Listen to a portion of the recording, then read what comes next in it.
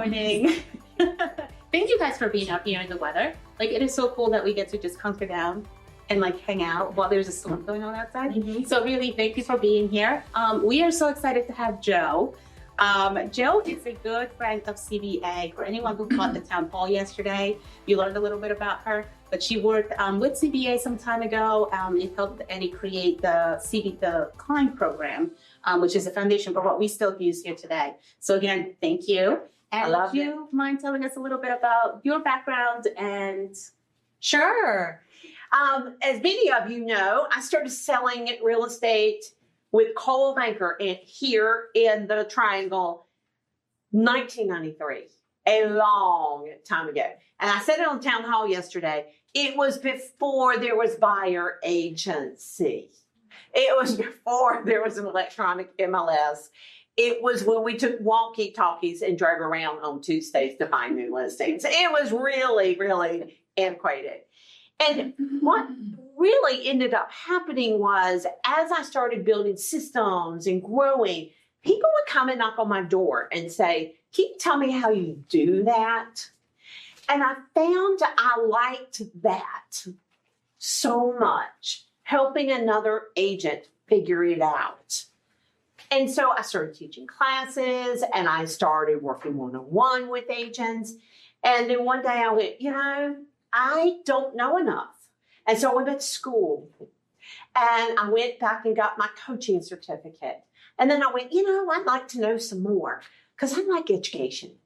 And so I went back to graduate school and I wrote a thesis called Personality Traits of Successful Real Estate Agents. From there, I wrote a book, which I think Heather is going to do a giveaway on today. From there, I wrote a book. And then I had an opportunity to go work for the parent company of Coldwell Banker. And so I went and I've been working in New Jersey for the last 6 years. And they allowed me to commute, though I could get on a plane on Monday and come home on Thursday, and then COVID hit and we all went remote. And so I've been working in this really interesting climate across the world with CB agents. And I've learned so much. And I'm so happy to be back at a local level, to be able to talk to y'all about everything that's going on and share ideas about how to thrive. So is that what you needed? Yes. Okay. So welcome to What Moves Her. We are here today with the wonderful Jo to talk about embracing change and finding your value. So when we were talking this morning, I was getting tons of texts about people who couldn't make it because we have a hurricane, right? Oh, yeah. Right. And and sometimes in real estate, we go through these bad storms, right? Oh, we feel our bad storms, right? 9 times. I counted the other day. I think I have been through 9 recessions. Yeah, there you go. And when those storms come, right, they tell you on the news, they tell you to prepare, get your flashlights, get your water, right? Yeah. Don't we kind of do that in real estate as well? Yeah, we do. Right?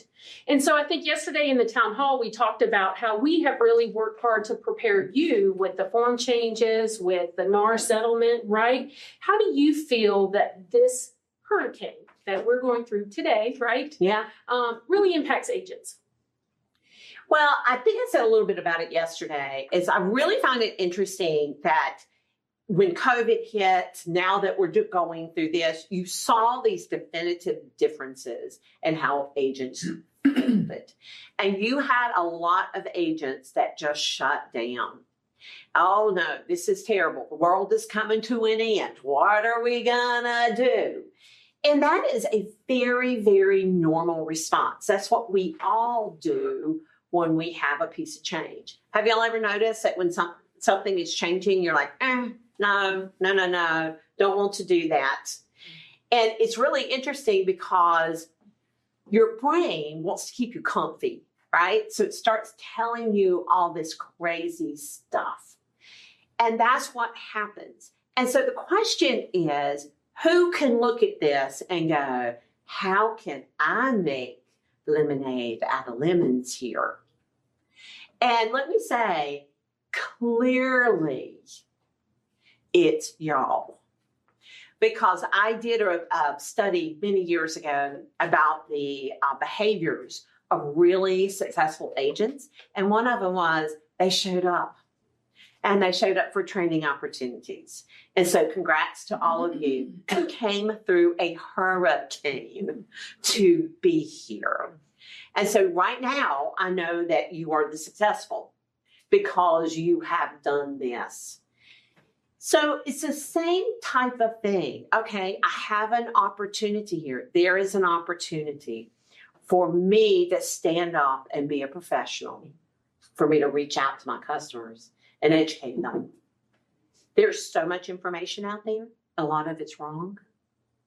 You have to stand as the wisdom in the room and call people and talk to them. And so, and now I don't even remember what your question was. Oh, we're talking about change, though, right? The change, right? Because, the settlement for the Triangle area, the MLS compensation came out on Tuesday, right? Yeah. Brings a lot of angst. It does. Change always does that. I think we fear it. We fear the word change, I think. Oh, we right? do. And so really, since you've been doing this so long, you've seen so many changes in real estate. Really, what do you think goes on in that realtor's head? Oh, I know what goes on in that realtor's head. Because when I went back to graduate school, I became a psychologist. So I know exactly what happens in your head. All right. So what happens is a piece of information comes into your brain. Okay. And that piece of information gets processed and it asks the question, good or bad? Is this good or is this bad?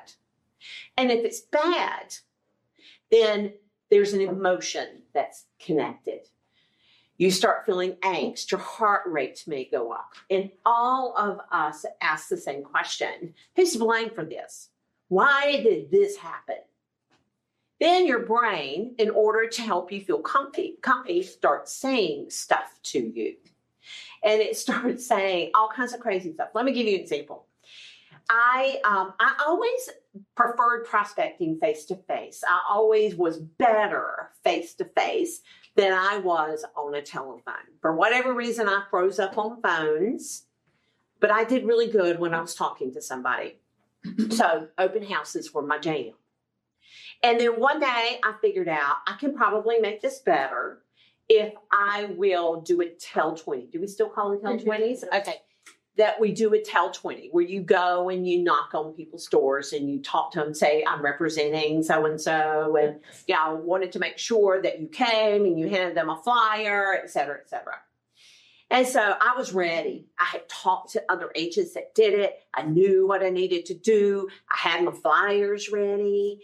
I looked good. I was dressed professional. I had on my name tag, right? All was cranking here. I drive into the neighborhood. I get out. And I'm going up to my first house when I think, I heard there was a serial killer around here.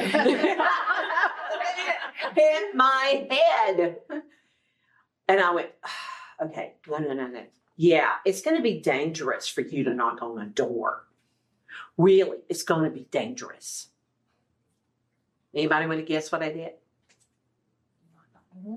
You still did it. You got back in your car. I got back in my car. Exactly what I did. And when I went back into the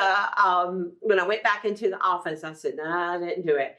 I was very fortunate. We talked this morning about, I believe, and I've already said it, show up. And that includes your office.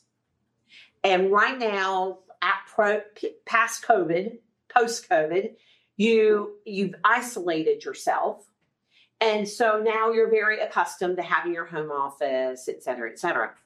But showing up and talking to your peers and having peers that you can depend on and call and say, I can walk up to the door, who can talk you off the ledge. And I'll never forget the agent who said to me, girl, there's no serial killers there, really. There's not. So let's talk about safety. And she walked me through safety. And she walked me through this idea of you ring the doorbell and then you back down the steps. So you have a distance and, you have all of those things. And so she walked me through safety precautions.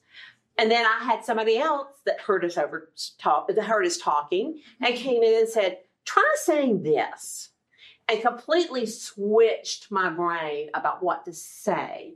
So instead of saying, I'm having an open house and I was wondering, I started saying to people, hey, I'm helping your neighbor sell their house. And I was wondering, when the perfect buyer comes along, what do you want them to know about this neighborhood? In other words, I had an open-ended question where I started a conversation. And they wanted to help because are people helpful? Yes, people are helpful. And so they would want the help. And then at the end of it, I would say, have y'all thought about moving in the next couple of years? Or maybe. Well, then this selling of this house will be really important. May I send you information on it when it sells? Who do you know that needs a caring, competent real estate agent now? Let's dissect that for a minute. What made that work? Tell me what made that work. I asked them about what's great about their neighborhood. Well, they care about it. They care about their neighborhood, right? And do they care about the people moving in? Yeah, of course they do. All right, what else worked in that conversation? You listen. I listened to them. I wrote down what they said, which is what? Active listening, where it appears to them that what they said is important. I thought it was important. So that's another piece that's really big in there. What was the other piece? You weren't pushy. I wasn't pushy. I wasn't. And did I ask prospecting questions? What 2 prospecting questions did I ask?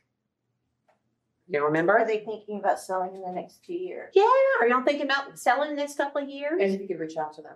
And can I reach out to you? And then what was the other one? Do you know if Thank you. Who do you know that needs a caring and competent? Notice that I don't ever ask, do you know somebody? Why? Don't say no. It's a yes or no question. It's a yes or no. Versus if I say, who do you know? You'll see people go, and they think about it. I got several big wins in that conversation. And why did that conversation help me knock on doors easier? What made that easier? Well, it's easier when you know what you're going to say. Oh, yes, it is, isn't it? You're prepared. Yeah. And you're not going to get as much rejection. No, you're not. No, you're not. And rejection's okay. But yeah, I'm not. But in my brain said to me, I'm helping other people instead of helping myself. I just slammed the, instead of helping myself, I was helping other people. So, I'm not sure how we got on that tangent. Okay. But it's okay. We did it. Yeah. We did it. And so that's what happened with change for me when I was trying something new. That's what was happening. Anytime something new happens, you go, I'll react to them moving my favorite food in the grocery store. I hate it. Does anybody else hate it? Yeah, I hate it. And so, something that simple, I find myself reacting to it. That is normal. That is how we are wired. That is what we do. The key to it is hearing it in your brain and going, wait a second.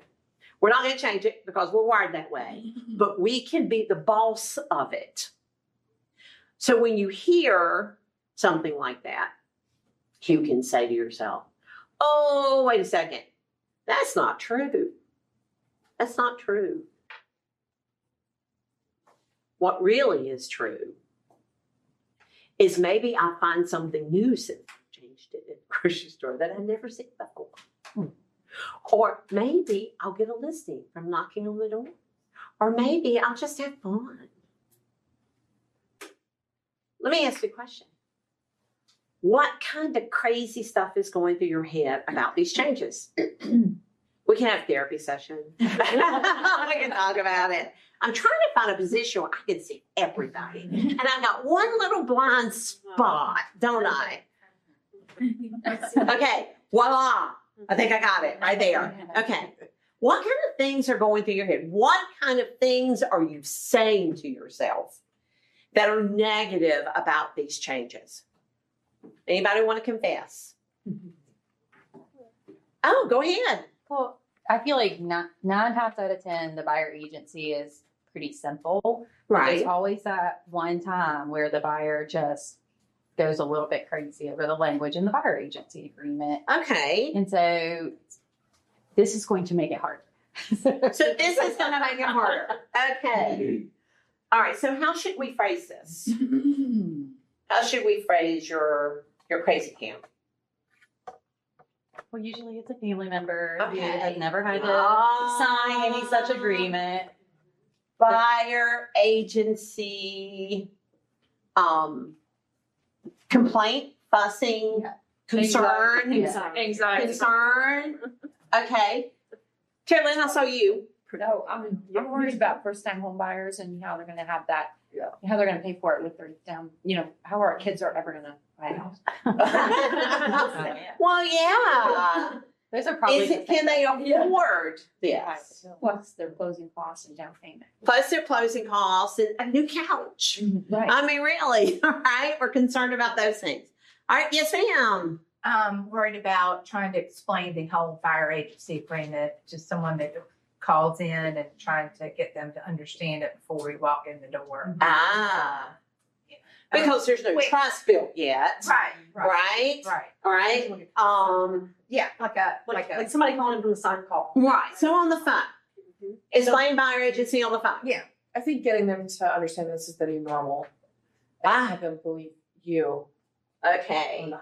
New normal. And getting the buyer to understand that.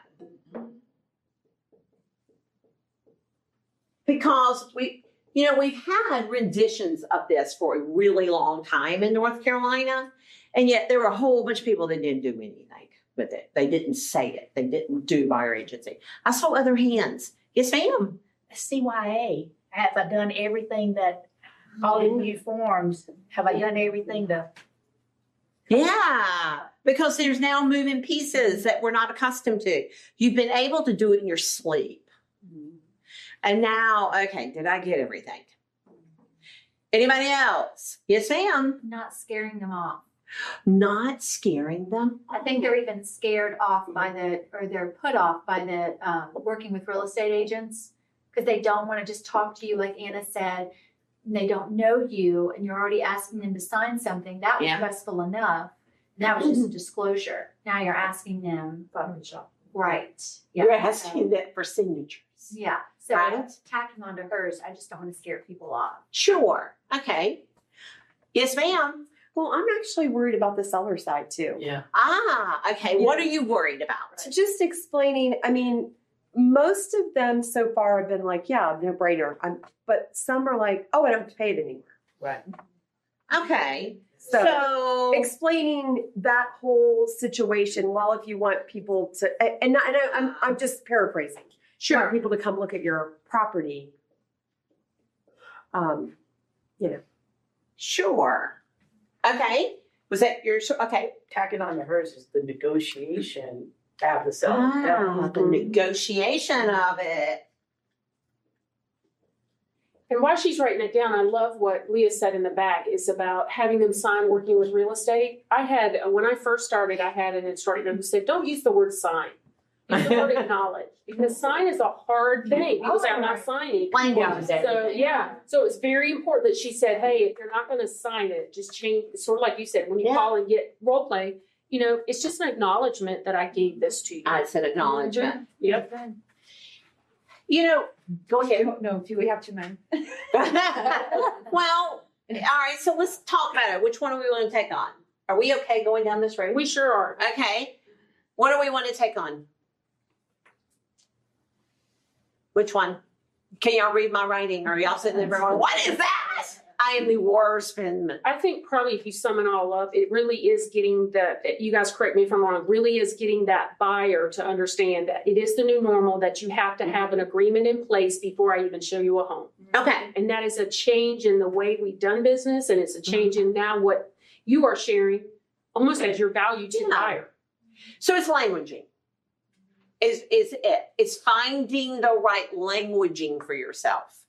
What works? Now, I am a big believer that I could give you scripts all day long, but if they don't fit within your value system, never in a million years are you going to do them. They have to taste good when they cross your tongue. They just do. So what would happen if this is my big concern, what is it that I would want to put to somebody or say to somebody? And writing that down and finding the languaging. Because what happens is when you get frightened about it, that I'm concerned about the way I'm going to say it, then what happens is you sound even worse because you're going, well, I need to, so let me tell you about. So what happens to the listener? They get nervous. They get nervous, they get confused. And when someone gets confused, what happens to their decision-making abilities? It's cloudy. Very clouded, or they just shut down. They're like, no, I'm not signing anything because they don't understand, right? So how do you explain this in a way that is clear to a layperson? Because buyer agency is hard for us. Clear to a lay person. Is there anybody here that thinks they've got it? No? Anybody think they have some language? All right, y'all gonna make me pull deep from when I used to. Okay, I pull really deep from And when are I you used to. talking, Joe, just showing a house or just a buyer agency agreement in general? I'm talking buyer agency, introducing buyer agency. Okay. Okay, so I used to say to people, after I had built rapport, et cetera, I would say to people, y'all are really lucky. And you're really lucky because there are very strong rules in place about how we work together. And that rule includes that all real estate agents need to have this conversation with you up front. And anybody who doesn't, they are violating the rules that protect you. So what did I just do with that? Let's dissect that for a second. I told them they were lucky. What else? You said that you follow the rules. I followed the rules. And it's all for their protection. And it's for their protection. Because they don't really care about you. I mean, They don't care about you. No, they don't care about you. It protects you, so you're not getting too granular. I'm not getting Yeah. granular. Yeah. I'm giving them the benefits yet. Everybody with them, WIIFM, what's in it for me? Everybody is thinking that. So I am protecting you, and anybody who doesn't is violating the rules. Why do I want to say that? Because they're talking about it. Thank you. And if somebody gets all, I was about to say, if anybody gets nervous and decides not to do it, they now have the awareness that they've broken the rules. They violated the rules. Okay.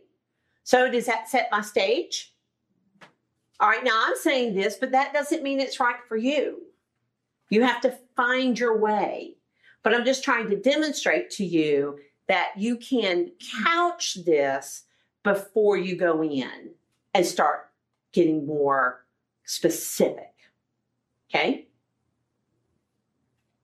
All makes sense. Everybody good? Okay. So I understand that from the perspective of the exclusive buyer agency. Yeah. But what about the non-exclusive? Yeah. So our office does we're super small, and so we do lots of sign calls. So when I'm picking up trying to call somebody, they literally only want to see that house. Sure. And I had to do it 2 times last week, and Yeah. thankfully it worked out well. And I kind of Yeah, took off that's what you did. okay. But then it's like, well, what about this time frame? Because you do have to put an expiration on it. Right. You don't have the opportunity to build a rapport before you're showing up to the house. And Before you're showing at the house. Hey, I'm But down yet there you with still people. have to have that conversation Right. with them. Right. And you need to preface it before you get there and Correct. say, hey, I don't know if you've heard, there are new rules that took effect, blah, blah, blah, blah, blah. They're national rules. And every real estate agent must have a conversation with you about how we work together. Before I can show you the house, I'm going to explain this to you, but I want to do it face to face. You know, so go ahead and giving them, it's when they get blindsided, right, is the problem. What I'm really saying to you is, instead of just throwing that buyer agency agreement in and said, hey, give them information before you get there and make sure you're saying those key terms. It is now on August 17th, it became the rule, and every real estate agent has to. By the way, I say that all the time, every real estate agent has to, because I want to elbow the people who are not following the rules. And I do it specifically. And so go ahead and start that and have a routine that you do this every single time. This is what I do. Try it. If it lands great, terrific. If it doesn't, tweak it for the next time. Try it again. Rarely is it perfectly successful the first time. You have to try and tweak and try and tweak.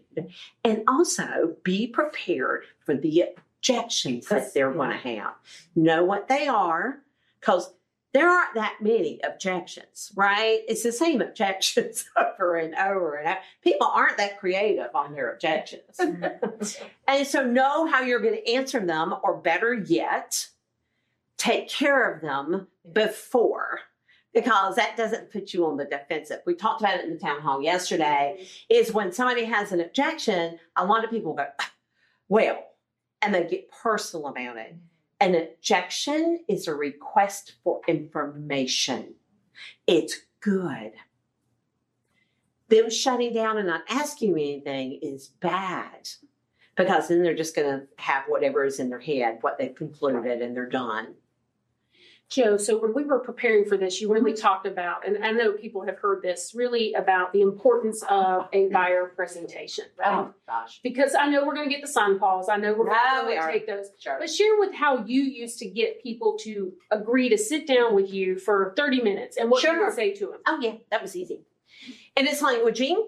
It's languaging again. I'm standing up so I can see everybody. I'm not trying to drive you crazy, Ella. All right, let's talk about this. What is the benefit to the buyer to come and sit down and go through information for them? What is the benefit to the buyer? They'll understand the process. Thank you. And by them understanding the process, what benefit does that give them? Reduces anxiety. Reduces anxiety. It reduces anxiety. And empowerment. Empowerment. They can ask questions. They can ask questions. Smoother transaction. Oh, yeah. Smoother transaction. Expectations. What? Right Oh, expectations. Holy moly. Expectations are important. They see you as knowledgeable. They see you as knowledgeable. So it's their benefit to sit down with you. I'm going to tell you how I used to do it. I never took anybody to a house. I wanted them to come in. And if they wouldn't, it was fine. I just wanted them to go. Right? It's just find somebody else. It's good. Yeah. I just found from my statistics that if I went to the house, I rarely had that person as their customer and rarely sold them a house. But if I could bring them in, then I always sold them a house, right? So I would say things to people when they called about a specific house. My opening question was always, what is it about this house that has revved your jets or juiced you up or got you excited or whatever phrase you want to use? What got you going about this house? Well, it's in so-and-so school district. Okay, great. What else? It's a craftsman. Oh, terrific. Yeah. Okay. So what else is really important to you, by the way? So we know craftsman, we know that in a school district. What else is just really important that you have in a house? I need a fence. You need a fence, okay? Anything else?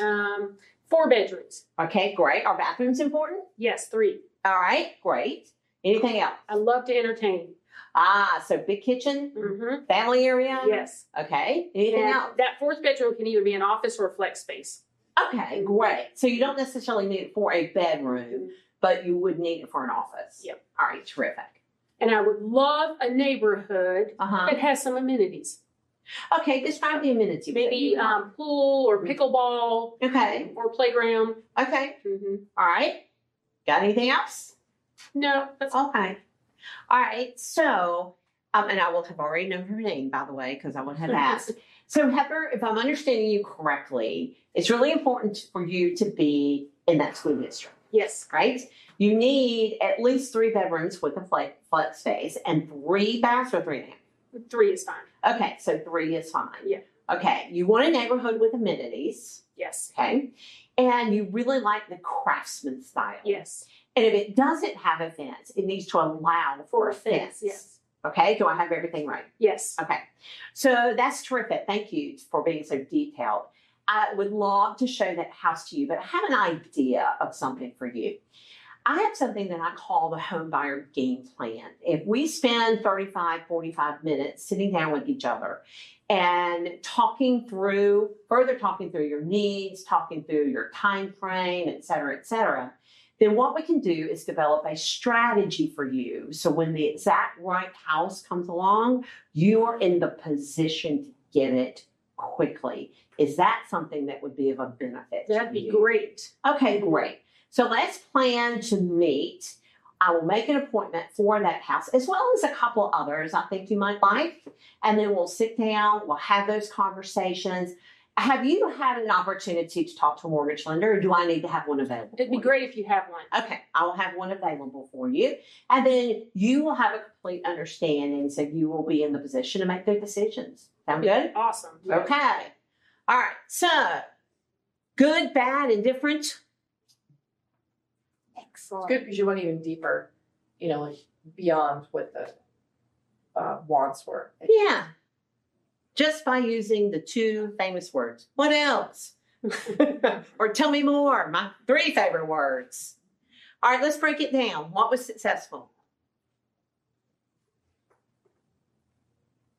You got them talking. I got them talking.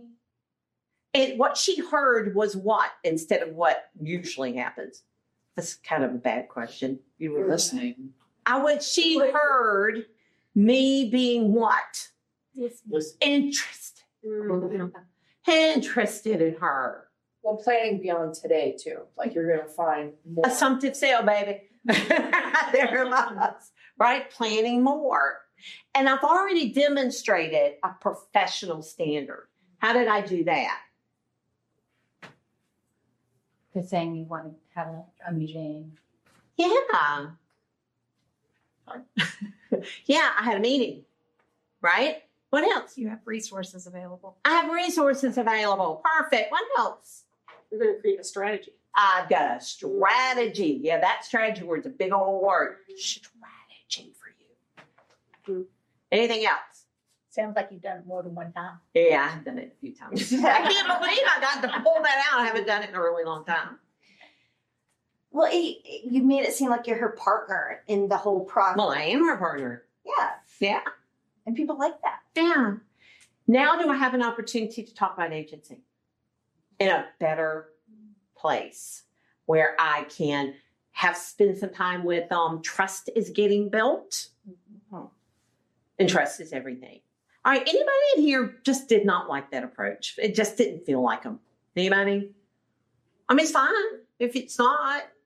Well, I'm not everybody's jam. It's way better than saying, if I show you this house, I have to get paid. Yeah, I think it probably is a But little bit. it's also better to the point back there. If I show you this house, you have to sign this. I know. That's just puts people off, right? Yeah. Where I'm you, not going to sign it. yeah, they're not going to sign it. Well, they're not, and then you don't want to be that person that says, "Well, I'm not going to show you the house." I mean, I know we can't, but Right. Well, it's and better that's what I did want to ask. Mhm. Let's say we do everything right, and I'm not even trying to play devil's advocate. Oh, please do. Because people are thinking it, so I'm Well, glad you're saying But it. there are some people that are so signature averse. Okay. What if they say, yeah, I'm not signing anything. I just want to see a house. Okay. Would you be like, you know what? Thank you for your time. Let me refer you to or not even refer, because Are we really even supposed to show a house at this point without? On the 17th, no. No. Yeah. It was a grace period Yes, on the right. 17th. Okay. And I think that's important, when we're talking about showing your value and being prepared and how you really educate that buyer. We have to say, I would love to just show you the house, but unfortunately, our guidelines have changed. I don't like to use the word rules, but our guidelines have changed. Use whatever word works. And it's not just me, it's every realtor you're talking Thank to. you. Yeah. Every realtor. And if they don't, they're not following the rules. Yeah. So that's where that comes back. Yeah. yeah, they're not following the rules. I just personally like to plant in things along in my way, like they're not following the rules if they don't. Right. Now, the question originally came up about the verbal buyer agency or the, and my understanding, yes, the verbal buyer agency is still alive and well and all of those things, right? Till the 17th. But the 17th. All right, so the way I used to do verbal buyer agency, I would introduce it and I would tell people, I have to have the sign. This is the rule. And other people will not do that. And I'm really sorry, but I am the person who protects you. And this is a rule that protects you. We are a protection state, right? We do buyer protection. And so I have to do this. And I would explain to them that this document allowed us to date. Now, that was just my way of doing it. I would say it allows us to date. We're not exclusive. We're just going to date. And after we get to know each other a couple of times, I'm going to ask you to date exclusively. And I'm going to do that by asking you to sign this. And that's how I'm going to do it. Okay? I'm just going to say it. Then we get to date exclusively. And periodically, I'll have someone say, what if I don't want to date exclusively? What if I'm that run around kind of person? You don't have to. You don't have to. But let me explain what the difference is to you. If you and I are dating exclusively, every morning I wake up and think about you. I think about what's best for you. I think about how I'm going to help you. I'm making plans on Wednesday for Saturday. And if we decide that we're just casually dating, and you call me on Wednesday and say, I want to see some houses on Saturday, if I'm busy, I'm busy. And that's the advantage and the disadvantage to you of that. And that's the way I would put it. Now, the reason I use the dating analogy, what was the reason? You can relate to that. Everybody can relate to it, right? Versus what happens if I say, so let me read this to you, right? It took me years to fully understand buyer agency, and they're supposed to know what I'm talking about in 10 minutes. So the dating analogy may not work for you. It just worked with my personality, but there's another analogy for you. And analogies provide clarity. So figure that out, what your clarity is. Did I see you about to raise your hand? Yeah, I was just going to say to Kimberly's point, we all know there's going to be agents who don't follow the rules. We all. Clearly, because there's many who don't follow the rules now. No. But I think and they're easy now. Right. But I think just remembering this is our business. Yeah. And it's your license. And we get to make our own internal rules. So if a person is insistent on not signing and treating you professionally, like the dating thing, right? Yeah. Then walk away. Is it really worth it? And if they go to 4 more agents and hear the same thing, or sure, they might get somebody who goes in the house, but they also hopefully will come back to you when they realize that you did it the right way and you are helping them. And I think that's always I love that. I love that. And thank you for saying that, because you're absolutely right. I lost sight of that point. And so I'm glad you brought me back around to it. But the answer is no. It's like you're not willing to commit. You're not worth the ping on my license. Right. But going back to her, what's in it for me, right? Yeah. Every time I would explain it, I always try to remind our agents this. Every time I explain it, I always make it about them.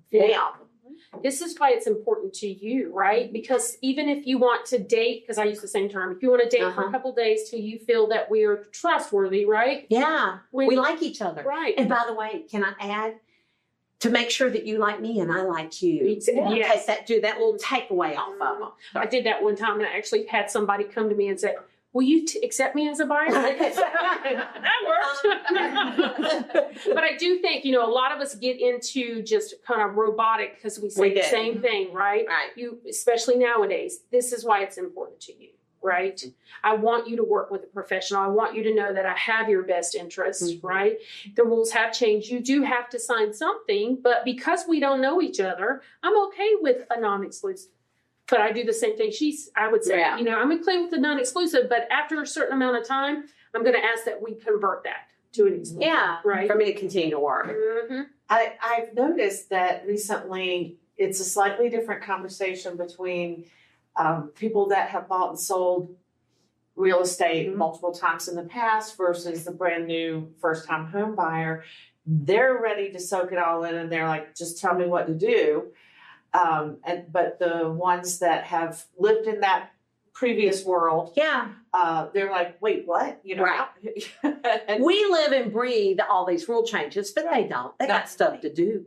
And so they're not, they may or may not know. Yeah, sometimes I'll ask them, have you heard something about what's been in the news? And because there has been a lot of misinformation as well in the news and on social media that I had someone that yesterday had seen a skit on Instagram that was talking about how realtors, if they were charging by the hour, it would have been about $22,000.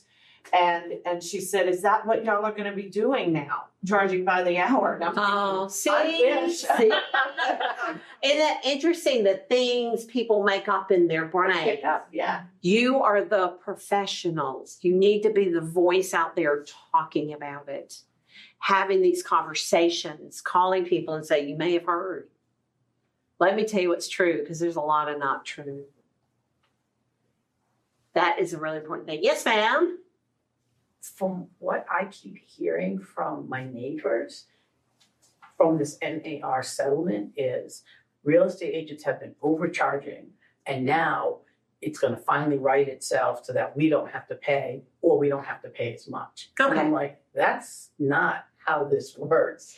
And so we have to have that value conversation about, I've been trying to have a value conversation, but I hear over and over again now. So this means I don't have to pay, particularly as a seller, or this means that I can charge a different rate because you guys have been overcharging. Okay. Anybody else heard that comment? Okay. So first off, when somebody believes something, it's super hard to change that belief. It's just really hard to change it. You can't make them not believe something. You have to replace that belief with a new one. Okay? So how could we approach all real estate agents have been overcharging all these years, it's sinful. How do we do that? How do we approach that problem? What might you say as a result of that? Tell me more about that. Thank you. Tell me more. Tell me more. I love that because tell me more, one of three of my favorite words.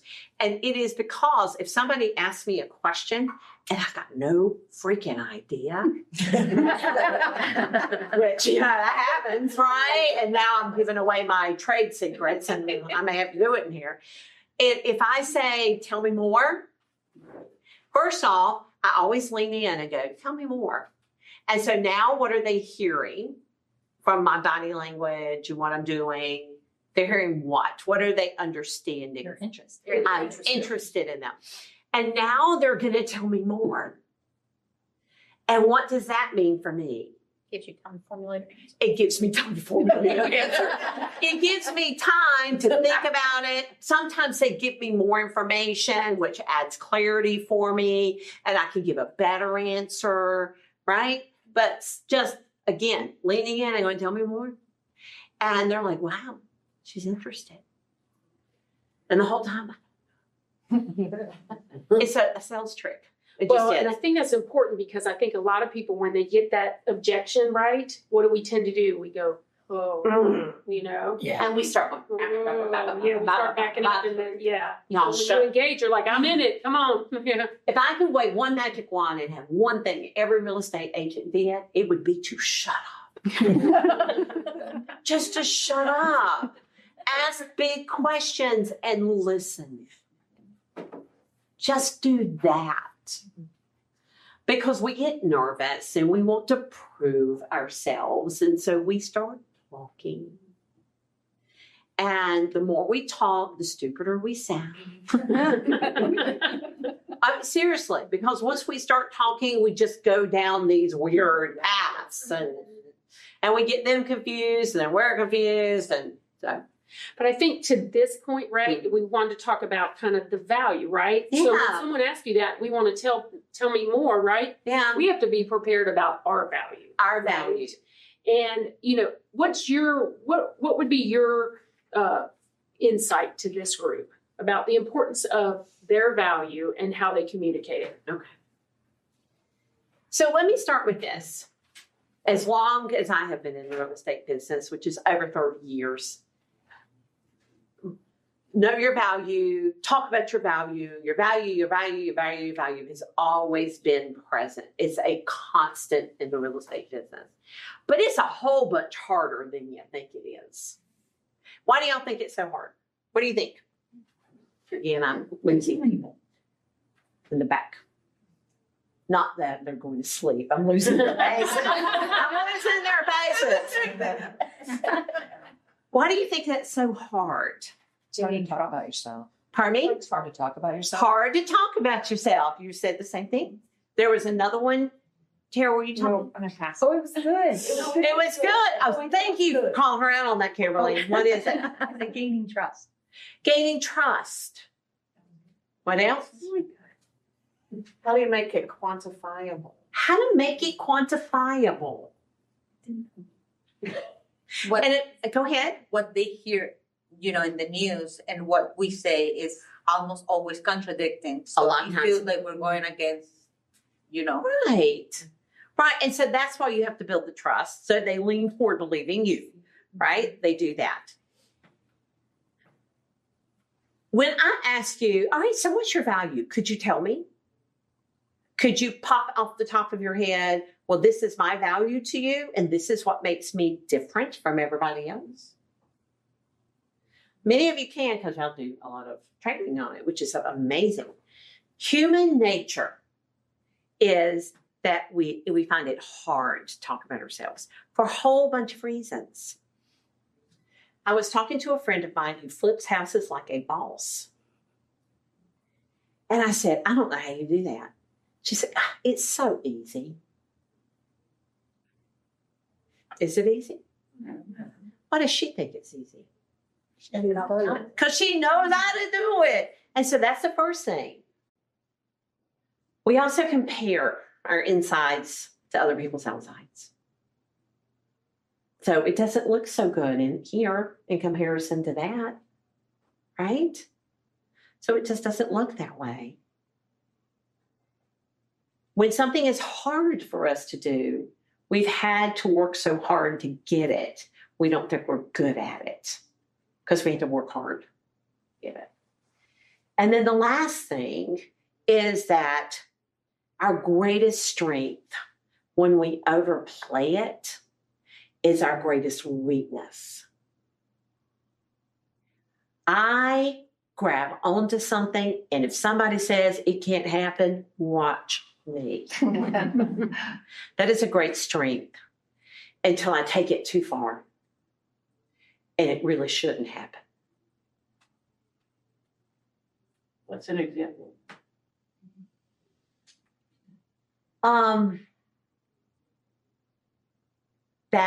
Let me think of something that I've done.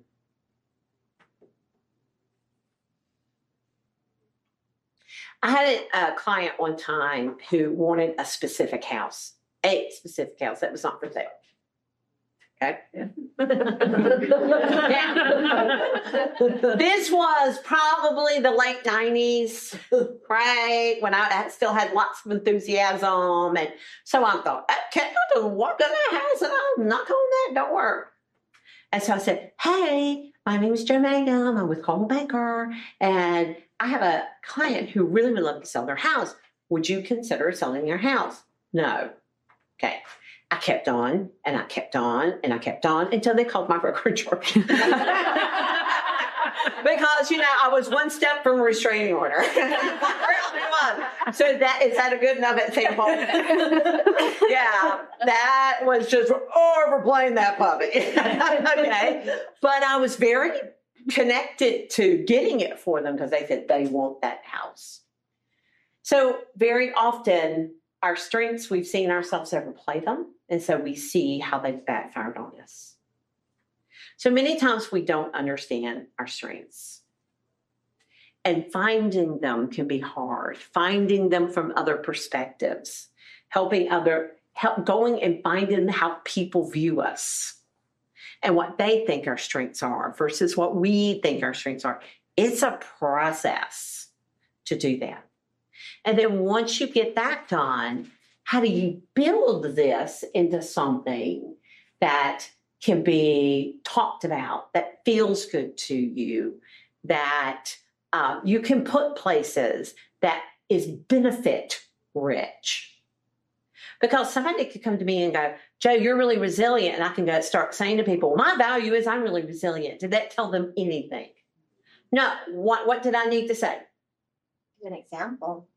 Yeah, I need to say what that means to you is I fight for the people I am responsible for. I don't care how many times we get knocked down. I'm up fighting for you. I can say I'm resilient, but they're not going to connect in their head how it works for them. So understanding that. And shameless plug, I have a workshop on this. It's an on-demand workshop. So I do have a workshop on this. You can get it on that QR code. Yes. So when an agent gets really comfortable with, for lack of a better word, their spiel, right? Yeah. Their value, right? Mm-hmm. You said something interesting when we were preparing for this about finding your niche, right? Oh, I love niches. Yeah. And I don't mean it niche like they're thinking, like, I just like first time. I mean, it could be. Yeah, it could be. Right. But I think you actually used the word finding your avatar. Finding your avatar. Yeah. So share that with them about, Sure. in your mind, what does that mean? So, like most agents, I thought anybody who could buy or sell a house was my customer. And some of my experiences with buyers or sellers wasn't very good. I just didn't like it. I just didn't like it. There have been people that I woke up the morning of their closing going, thank you, Jesus, they're closing today. Right? Have y'all ever had those? Yeah. Okay. So I had those. And one day I got asked the question, and I'm going to ask y'all this. When you think about all your buyers and sellers, who've been your favorites? And why? And then start wondering how they're connected. What kind of things they have in common with each other. Can you think of that? Anybody got that clicking in their head?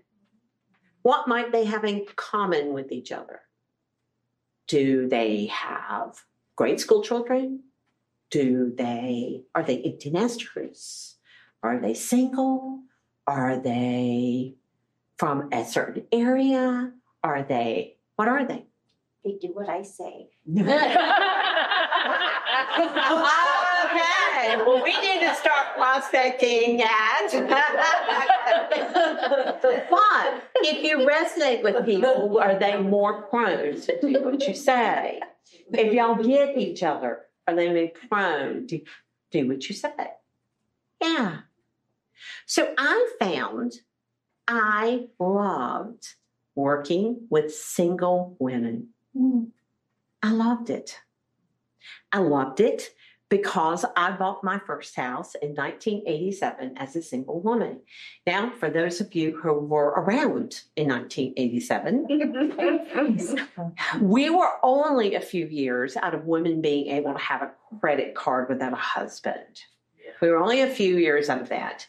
And so for me to buy a house by myself, it was like a talk of the town. My parents were like, she's buying it. Don't you want to wait till you find a man? I don't. And so I had this experience. of I was very lucky. I found a female agent that took me under her wing and really educated me, because I found that I, as a female, was just not educated in many of the business things. And so she really had to educate me. And I was so fearful I was going to make a mistake, because so many people thought I was stupid for doing this. And so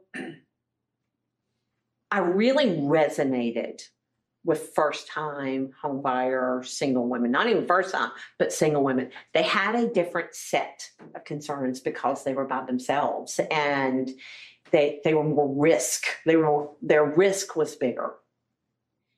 And by the way, when I went to closing for that house, every document I signed had my name, comma, spinster. Oh my God. No way. Every document. Wow. Now it just says, wow. Now it just says, and I asked the attorney, what if I was a man here? He said, say unmarried person. It said spinster, even on the deed, spinster. Oh, Yeah, it did. It did. Boy, have times changed. But the result of that was I got it. I felt their feelings of fear. I knew the way that looked. And so I resonated with that group. And it was very fortunate that my real estate career, there were women were coming on hard with buying their own houses. You know, in that 90s, early 2000s, yeah, there were more professional women, there were more, and people were buying houses. And so I loved working with them. It gave me such great joy. Really didn't like their daddies, but I learned how to work with them, right? Their daddies were there to protect them, right? But I learned how to go ahead and head daddy off. And so I learned how to do that. And so I started having Everett Lynn Road Community Center. I started having Saturday mornings, every other Saturday morning at 10 o'clock, first time, or single women buyer seminars. And I had a woman lender, and she and I would go in there and we broke it down into super simple stuff. And then my offer at the end was doing a home buyer game plan where we could create a strategy for them that they could understand, they could ask questions, and they could feel confident about going to buy a house. Because I knew if I could get them face to face in a room with me, they were mine. I knew that was my place. And so that was about my strengths and what I loved. I also really loved empty nesters or professional couples with no children. And that was all because I never had children. And so when people talked about, you know, the activities for their 6-year-old, I don't know, because I just didn't. That wasn't my life. That just wasn't my life. And so I didn't serve them as well. And I knew in the back of my head I wasn't serving them as well. And I hated that feeling. But I was in my jam with the other group. And what ended up happening is, since I had that, I knew how to focus my prospecting activities. I went from the shotgun to the very targeted. And you know, you need X amount, right? You don't need everybody in the world. I needed that.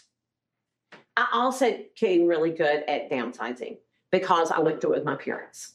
So I became really good at downsizing as well. Now I understood the whole, what are we going to do with the 1,500 humbles, kind of thing. So I understood all of that.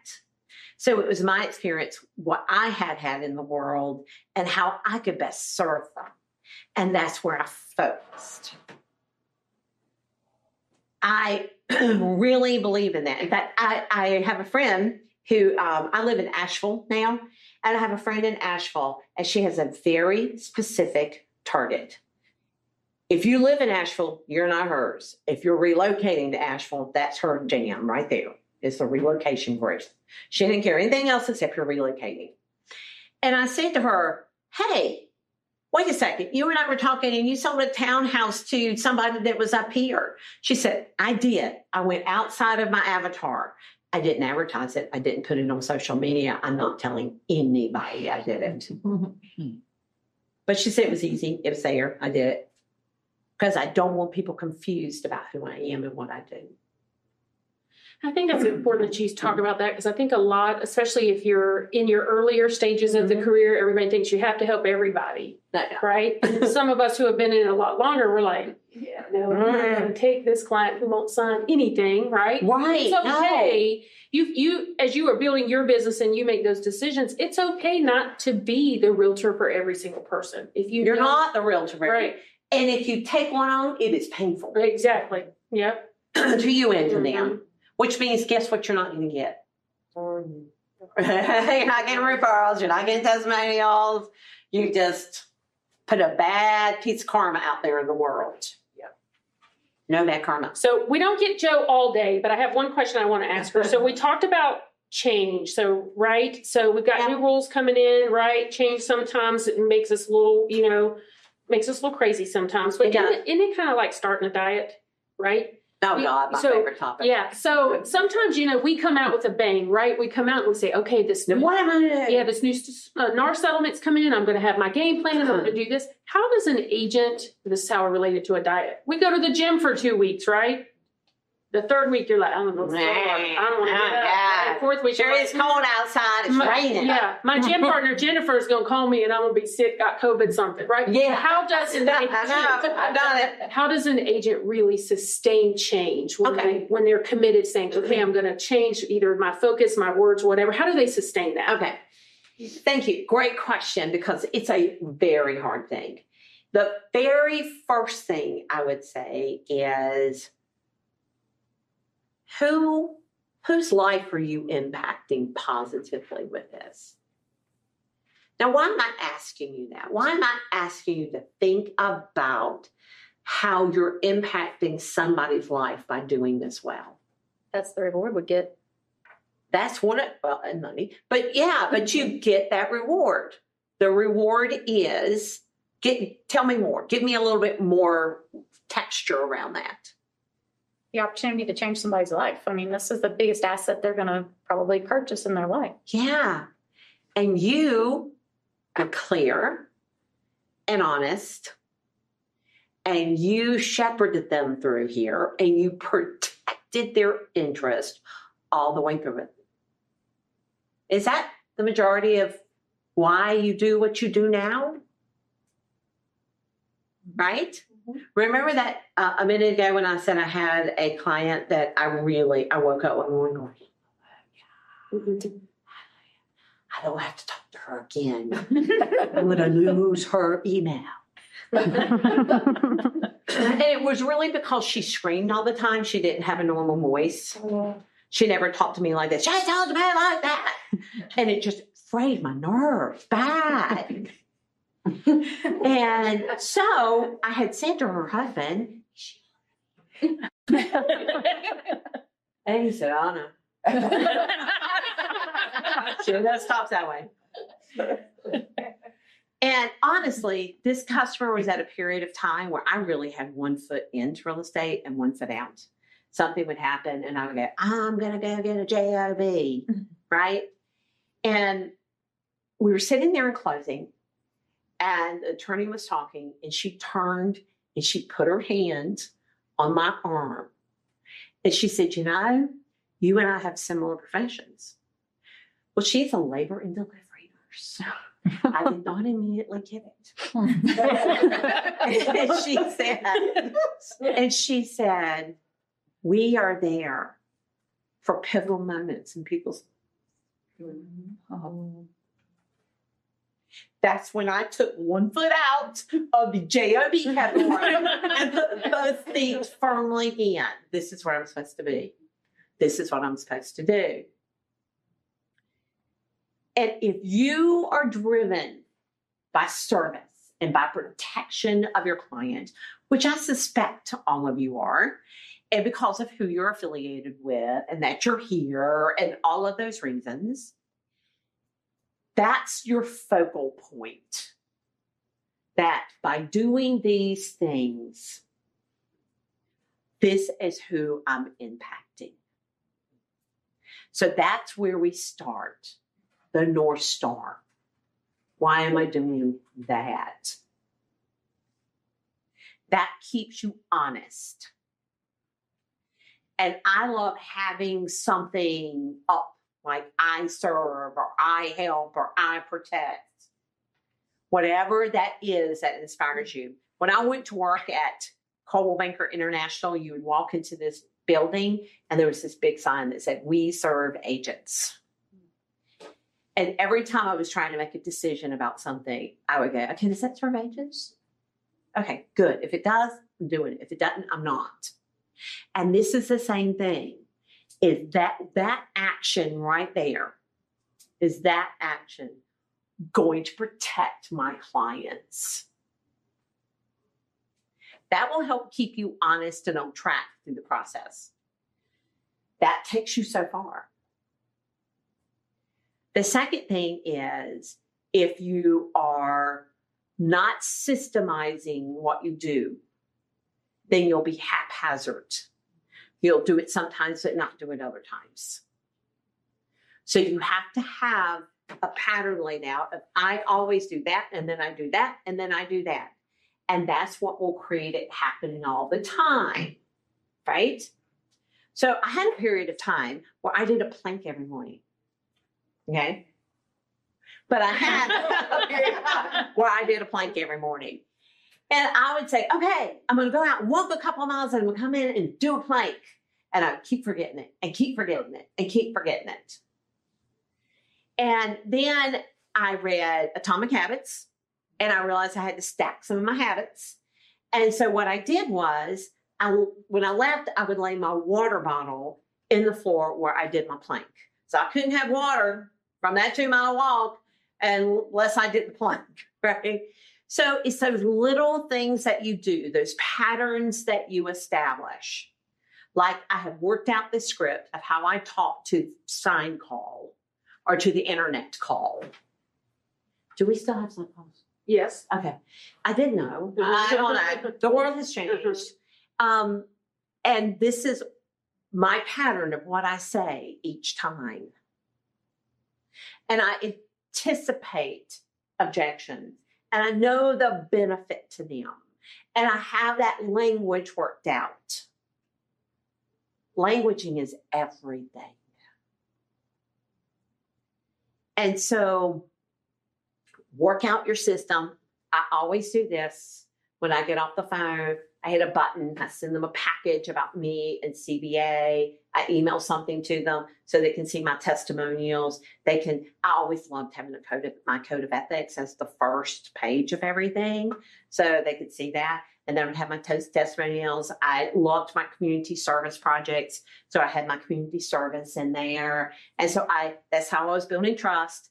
But by the time I got there, they have already gotten this little package via electronics that had this information here about me. And so I've already broken down some of the problem. And by the way, you already have a leg up because you're with the most trusted brand. So you already have a leg up with that. And so they trust Coldwell Banker. And if they trust Coldwell Banker, you get the inference of that. But then you still have to build yourself and show what you have. And so I use this language. I hit a button. It sends to them. I get there and I say, so remember in our phone conversation, I had a conversation with you about the new laws. I'm required to talk to you about these, or whatever language you feel works for you. And this is the rule. And many real estate agents do not do that. It is very unfortunate because they're hurting their buyers instead of protecting their buyers. My obligation to protect you. So let me have this conversation now. Okay, nobody's going to say, no, I don't want to get protected. So have your pattern work out. And if you do that, and do it consistently, consistency is how you stay on track. Mm-hmm. Awesome. Well, Jo, share with us more about the strategic agent. Yeah. And your, I know you have on-demand class that, I forgot the name of it now. We don't sell houses, we sell There service. you go. Tell them more about that. Sure. So I always struggled with what my value was and articulating my value. And I read a lot of the forums on Facebook of agents, and I saw somebody writing something about the new changes. And somebody said, well, I know my value. And somebody would come and go, well, I know my value too. And I thought, yeah, but do they know your value? Does your buyer know your value? We have gone years selling our services and our values to sellers. We didn't have to sell it to our buyers. We unlocked the house. And so now we're selling it to buyers. And so what is your value to a buyer? Well, as I said before, it's hard. It's just hard to figure it out. It's hard to figure out what your value is. So I formed this unique selling proposition and helping you create one. And it's a workshop. We send you through the exercises, and then I show you how to create a unique selling proposition, and you build it in the workshop. So I introduce a exercise. You go and do it. We take you through the next piece. You go and do it, etc. So that's what it is. And this is that workshop to help you build your value for buyers. It is $97, but you have something that I would call the dyslexic discount. Using that code right there, it is $79 instead of $97. Okay, so that's what it is, and it's yours forever. You don't have a expiration date on it, so to speak. So that's what that is. So thank you very much. So strategic agent, I've had it for many, many years, and I have lots of classes on it, lots and lots of CE classes. And for those of you who know me, I follow the sword of you have to walk away from every class with something actionable, something that can improve your business. And so every CE course I write is just like that. I do have a new ethics class since it is an ethics year, and it's called See It, Say It. And it is about turning in your peers for unethical behavior. We see unethical behavior and we say to ourselves, I'm turning them in. And then you don't. And you don't mainly because you don't really know how. It's like, how am I going to figure this out? Do I have time to figure this out? We walk you exactly through how you do it. We are a self-governing profession. That means it's up to us. So I walk you through how to do it. It is an ethics year, which means you have to have your ethics requirement by the end of December. So that is on demand. That is on demand too, real time. Well, awesome. Well, and I am coaching people, but I'm only coaching women. So funny enough, we're all women. We're funny enough, but I only coach women. I just don't want to coach men. I'm coaching women. You found your avatar, right? I found my avatar, girl power.